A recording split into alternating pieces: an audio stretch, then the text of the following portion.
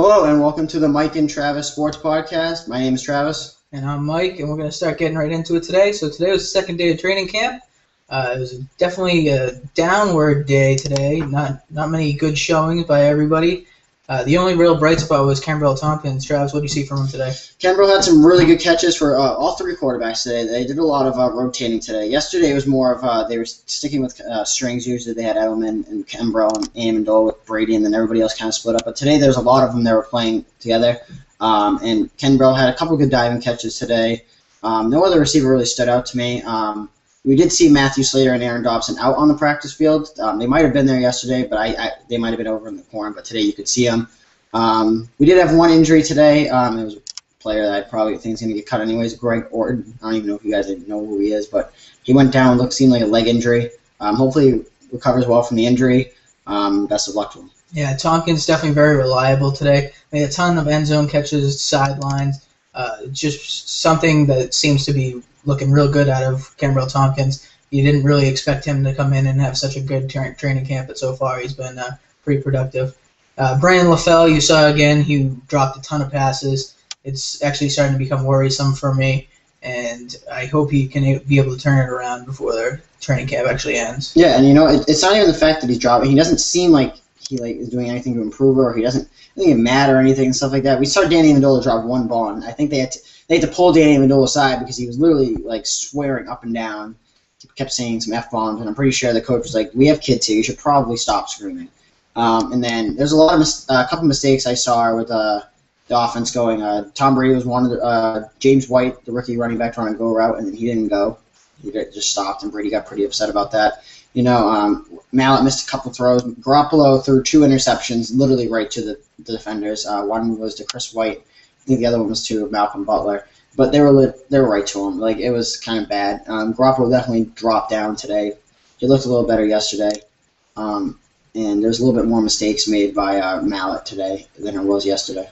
Yeah, what did you see from the quarterbacks? Was any specific drills they were working on? There was one drill that they were working on QB sneaks, but I'm pretty sure Brady doesn't really need to work on that. But it seemed like they just want to do it just to make sure their form is still down and stuff like that. And Garoppolo and Mallett were working together, I believe, on the side later, doing some one-on-ones.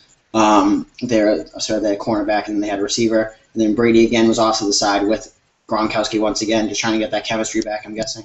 Yeah, it was. It's one of those things that you see them do kind of every year, where they do the quarterback sneak drill, something that they don't really do too often in the regular season, but it's something that they try to do once a training camp at least.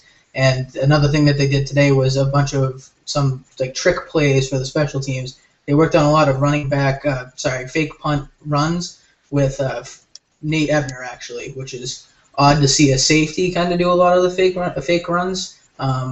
Normally in the past it was Patrick Pass, but now to see Ebner, who was actually a rugby player in college, to see him do that actually looked pretty good. It was pretty decent.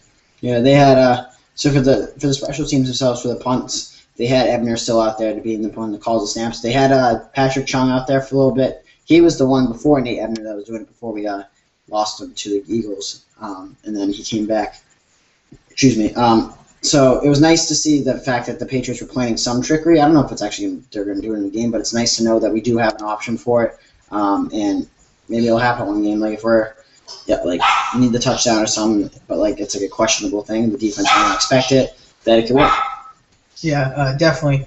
Another thing that you saw the offense work a lot with was screen passes. Well, not so much to the running back as we're used to, but more to the wide receivers. In slot positions, they did a lot with Amendola and Edelman as far as the slot passes, and that was very interesting. Just because now that we have a downfield blocker like LaFell, it definitely makes it a little bit more effective. Yeah, LaFell's a big body out there that can probably block bigger cornerbacks and linebackers and stuff like that. It's definitely nice to have.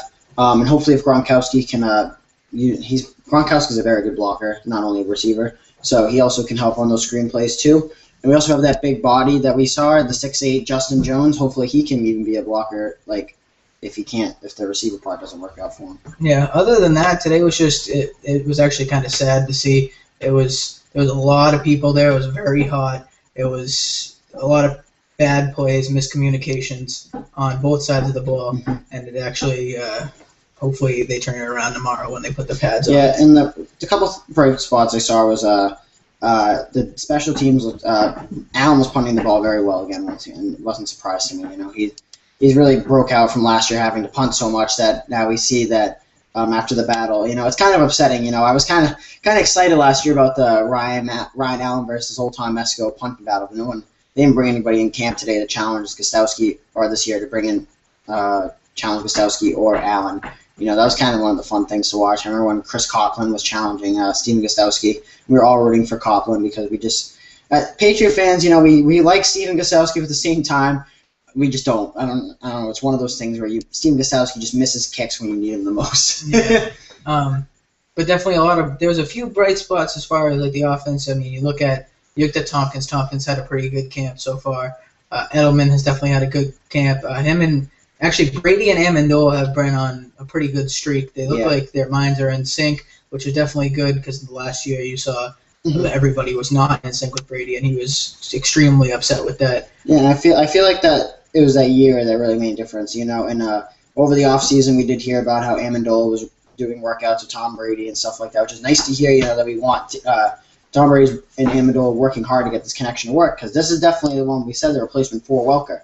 And if he could stay healthy and get on good page with Tom Brady, then he could definitely put up the same numbers Welker did. No doubt in my mind. I think he has better hands than Welker anyways. I don't think he's as quick or as tough, obviously. We know because he gets injured a lot, but he definitely has better hands than Welker, and I feel like that's what Brady really needs right now, is a wide receiver with consistent hands. Definitely. Well, today was a pretty short blog. We're not going to really go into too much detail. There wasn't so much to talk about. Yeah, there wasn't really that much. The only thing I saw, Kyle Arrington, and Julian Edelman got in a little scuffle today. I think that when they were doing 11-on-11 a little bit, it was probably just a thing where Kyle Arrington was probably just going too hard in practice or something like that, and Edelman didn't like it. We've seen Edelman before getting scuffles with other people and stuff like that. It was a really tiny one. They were just shoving back and forth. Nobody had to break up anything. They were probably just realizing that this is stupid. It's just practice. And other than that, I'd say Kimbrel Tompkins by far the best player today. Garoppolo definitely was declining. I don't know. I think it's maybe just because it was a little hotter today or something like that. I don't know. More people, he might still be a lot. He looked nervous yesterday. He looked a little bit more nervous today. Mallett kind of stayed the same.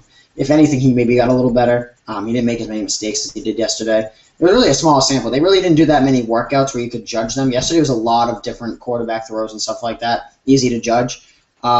Still really no sign on what we could see from the defense. They put on the opposite side, kind of hard to see.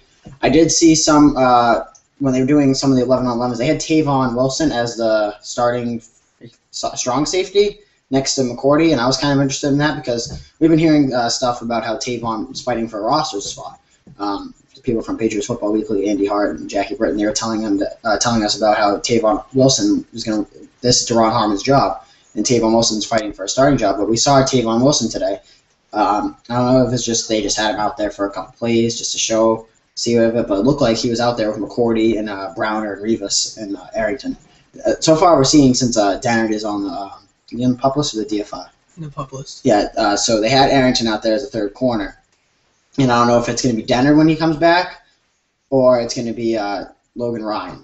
Logan Ryan seems to be the fourth one. He seems to be the corner that you can probably bring in. But I feel like with Browner out the first couple of games, I feel like it's going to be probably Denner going into that spot for Browner and then having either Logan Ryan or Kyle Arrington playing that slot corner, whoever's playing better. In my opinion, Kyle Arrington's probably a better slot corner. But I say overall, Logan Ryan's probably the better corner on both sides, for either playing on the outside or the inside. Definitely. One other bright spot I saw today, Shane Vereen definitely working on the wheel route. He caught a few of them over the back shoulder, which was nice to see because they missed so many of the opportunities last year. Yeah, and I feel like Shane Vereen, with his injury, was it last year he had his injury, I think? Yeah, last year. Yeah, we didn't get to see much of what we expected to see when we saw his first year. We were all Patriots fans. We were really excited for Shane Vereen last year to come in and really be that spark for the passing offense, And he got hurt, so we couldn't see that much. So we had to rely on Stephen Ridley to do a bunch of the work running, and we didn't have that pass game that we wanted. And I think that's really what happened. I think it's just last year we just had way too many injuries on the offense to really focus on that. And it wasn't even because of the players. It was just the the key of what those players like Gronkowski, obviously, probably our best offensive weapon. Shane Vereen, probably our second best offensive weapon. We lose those two. It's kind of hard to build an offense around that you just built one, to rebuild an offense with two of your main pieces gone. You know what I'm saying? And I feel like with Amendola maybe getting on a better page with Tom Brady, he'll be able to have a bigger role in this offense, and Julian Edelman's role will be kind of decreased, but he can still be that productive guy that Brady trusts. That's what we want to see. And hopefully Gronk can play more than 10 games this year. I'm hoping, it might help. It'll definitely help our offense and even our run, because Gronk's a great blocker. And even on play actions, if we can have Gronk block and then go out for a pass, that always helps as well. Yeah, definitely. So like we said, it's a quick vlog today. Not much to really talk about. Tomorrow and Sunday, when they get into the padded practices, which is going to be very interesting. We're going both days, so it's going to be very fun. We're going to have some more videos for you guys coming up. Thank you very much for watching. If you guys want to follow us on Twitter, it's at BeantownSports5. Our personal ones are at Masala_bro, at JTAlden11. Our Facebook, facebook.com/BeantownSports5. And our last final blog is beantownsports.sportsblog.com. So thank you guys for watching, and hopefully we'll get back at you guys tomorrow. Yep, take care. Go Pats. Have a good one, guys.